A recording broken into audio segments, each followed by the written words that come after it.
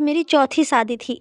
मैं चौथी बार दूल्हा बना खड़ा था, लेकिन मेरी आंखों में बहुत ही ज़्यादा डर था, क्योंकि मेरे साथ बहुत बुरे-बुरे अनुभव हो चुके थे और मैं फिर से शादी नहीं करना चाहता था। लेकिन मुसीबत ये थी कि मैं घर में अकेला रहता था और मुझे किसी के साथ की ज़रूरत थी। जब मैं बीमार हो जाता, तो कोई पानी पूछने वाला भी नहीं होता था। इतना बड़ा घर था, हर काम नौकरों से नहीं करवाया जा सकता था। इसलिए दोस्तों और रिश्तेदारों के कहने पर मैं चौथी बार दूल्हा बनकर खड़ा हो गया। लेकिन मेरी पिछली 3 शादियां किस तरह नाकाम हुईं, उस बात का मुझे आज तक पता ना चल सका। मुझे मेरी पत्नी शादी के 2 दिन बाद ही छोड़कर चली गई। मेरी पत्नी रात को चीखें मारती हुई कमरे से बाहर निकल जाती और सुबह अपने घर चली जाती। उसके बाद कोई भी वापस नहीं आई। वापस आया तो तलाकनामा और ये अनुरोध कि तलाक देकर बात ख़त्म करवा दी जाए। मेरी ज़िंदगी में क्या हो रहा था, मुझे खुद पता नहीं था। अगर इस बार भी मेरे साथ ऐसा ही हुआ, तो फिर मैं तो बस सिर्फ 3 दिन का दूल्हा था। 25 साल की उम्र में ही चौथी शादी कर रहा था। ज़िंदगी किस तरफ जा रही थी, कुछ समझ नहीं आ रहा था। चौथी पत्नी भी बहुत ही ज़्यादा प्यारी और समझदार भी थी, पढ़ी लिखी थी। मैंने सोचा कि पढ़ी लिखी लड़कियां तो वैसे ही बहुत तेज होती हैं, उनके पास हर सवाल का जवाब होता है। पता नहीं वो मेरे साथ क्या करेगी, या पता नहीं मैं उसके साथ क्या करूँगा, या वो भी मुझे छोड़कर भाग जाएगी, या फिर समझदारी से मेरा साथ निभाएगी।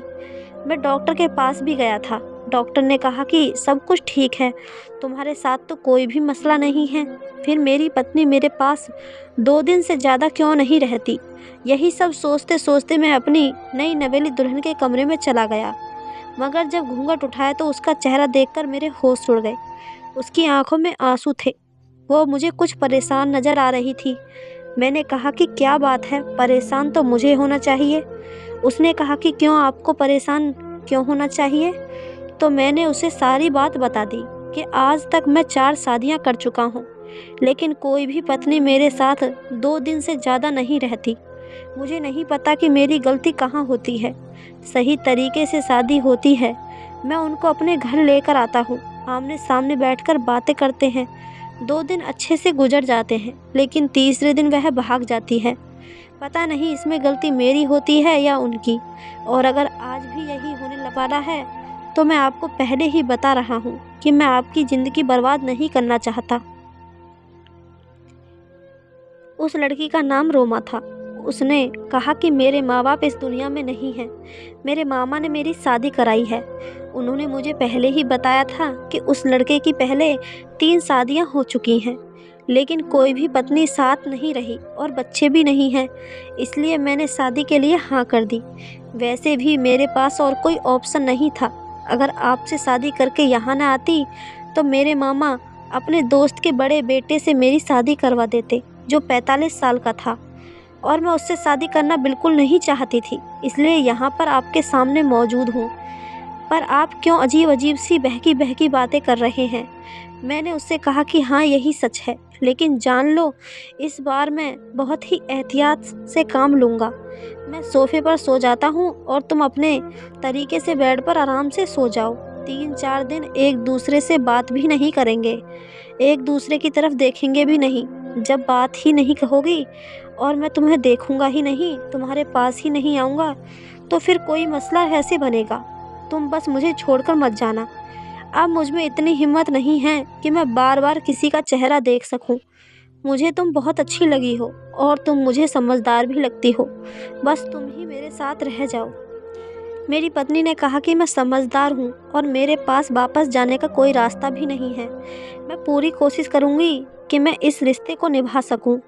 ऐसा नहीं होगा कि छोटी सी बात के लिए मैं आपको छोड़कर चली जाऊँ। उसने मुझे कहा कि ऊपर वाले का नाम लेकर अपनी ज़िंदगी की शुरुआत करते हैं। कुछ नहीं होगा, सब अच्छा होगा। अगर हम एक दूसरे की किस्मत में लिखे हैं, तो फिर कुछ गलत नहीं होगा। मैंने ये सब तो किया, लेकिन फिर भी अपनी पत्नी से कहा कि मैं सोफे पर जाकर ही सो जाता हूँ, क्योंकि मुझे पहले ही 3 पत्नियाँ छोड़कर जा चुकी हैं। पहले मुझे लोगों ने कहा कि वो तीनों गलत थीं, उनका कोई चक्कर होगा। वह तुम्हें पसंद नहीं करती होंगी, उन्होंने तुमसे तुम्हारी दौलत के लिए शादी की होगी।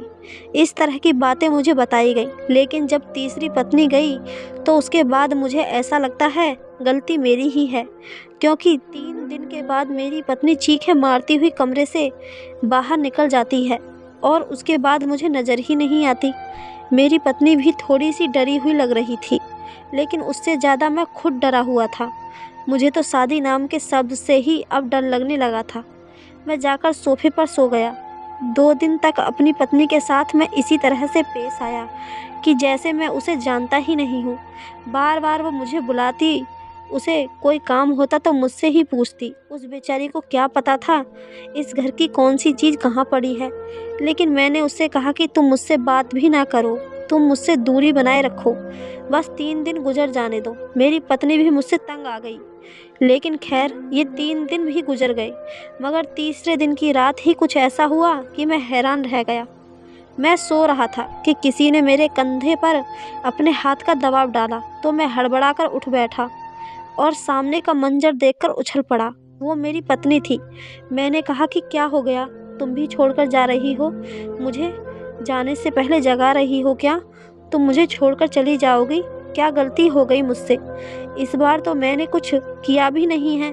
मैंने अपनी पत्नी को गौर से देखा तो उसके माथे पर एक जख्म लगा हुआ था। मैंने कहा कि क्या हुआ है तुम्हें? ये किसने किया है तुम्हारे साथ? मैंने किया है क्या, इसलिए तुम मुझे छोड़कर जा रही हो? मैंने एक सांस में सब कुछ बोल दिया। जब मेरी पत्नी ने मेरा हाथ पकड़ा और कहा कि पहली बात तो ये कि मैं आपको छोड़कर नहीं जा रही हूँ, और दूसरी बात ये कि मुझे पता चल गया है कि आपके साथ क्या मसला है और आपकी पत्नियाँ आपकी वजह से ही आपको छोड़कर गई हैं। लेकिन मैं नहीं जाऊँगी, मेरे साथ आइए, मैं आपको कुछ दिखाना चाहती हूँ। उसने मुझे अपने पास बैठाया और मोबाइल की स्क्रीन मेरी तरफ की। उसमें शायद उसने कोई वीडियो बनाई हुई थी जो वो मुझे दिखाना चाहती थी। वीडियो देखकर मेरे कदमों तले से ज़मीन निकल गई और माथे पर पसीना आ गया। दरअसल वीडियो में ये नज़र आ रहा था कि अचानक से मुझे कोई दौरा पड़ा था। मैं पागलों की तरह चीज़ें उठा उठा कर फेंक रहा था और फिर अपनी पत्नी का पीछा करने लगा। फिर शायद मेरी पत्नी ज़मीन पर गिरी और भागती हुई मेरे कमरे से निकल गई। फिर हम दोनों ही वीडियो से गायब हो गए। लेकिन फिर वो वापस कमरे में आई और मैंने जब अपने आप को देखा तो मैं हैरान रह गया कि मैं किस तरह अजीब तरीके से पेश आ रहा था। उसके बाद वीडियो बंद हो गई। मैंने अपनी पत्नी को देखा और कहा कि ये सब मैंने किया है। तो उसने कहा कि आपको एक बीमारी है जिसमें आपको दौरे पड़ते हैं।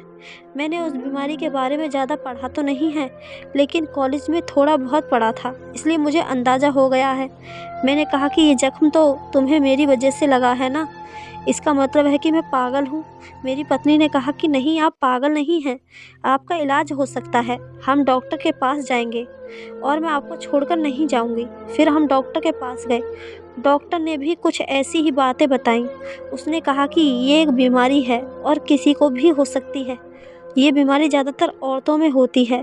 इसका नाम हिस्टीरिया है, लेकिन ये मर्दों को भी हो जाती है। ये बीमारी आपको भी है और इसकी कोई वजह नहीं होती। अपने दिमाग में अच्छी बातें सोचिए। हम आपको दवाई देंगे, आप अपनी पत्नी के साथ ही रहें। आपको प्यार और देखभाल की ज़रूरत है और आप बिल्कुल ठीक हो जाएंगे। और ऐसा ही हुआ। मेरी पत्नी ने मेरा बहुत ख्याल रखा। अक्सर उसको जख्म लगे हुए होते क्योंकि मुझे दौरे पड़ते थे और मैं सुबह ये सब भूल जाता था। लेकिन फिर भी मेरी पत्नी ने मेरा साथ निभाया और प्यार, मोहब्बत और सेवा से मुझे बिल्कुल ठीक कर दिया। और फिर काफ़ी अरसा गुजर गया कि मुझे कोई दौरा नहीं पड़ा। उसके बाद हम लोगों ने भी नॉर्मल लोगों की तरह रहना शुरू कर दिया। दरअसल मुझे वाकई इतनी खतरनाक दौरे पड़ते थे कि मेरी आवाज़ भी बदल जाती थी और मैं बिल्कुल पागल सा हो जाता था और सामने वाले पर हमला कर देता था। लेकिन मेरी ये वाली पत्नी बहुत समझदार थी, जिसने सब कुछ बर्दाश्त किया। उसके लिए ये सब आसान नहीं था।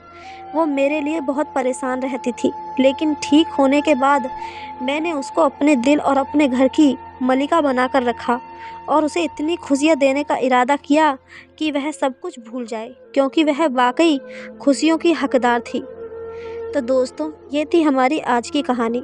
अगर आपको कहानी अच्छी लगी हो तो चैनल को सब्सक्राइब, वीडियो को एक लाइक ज़रूर करें।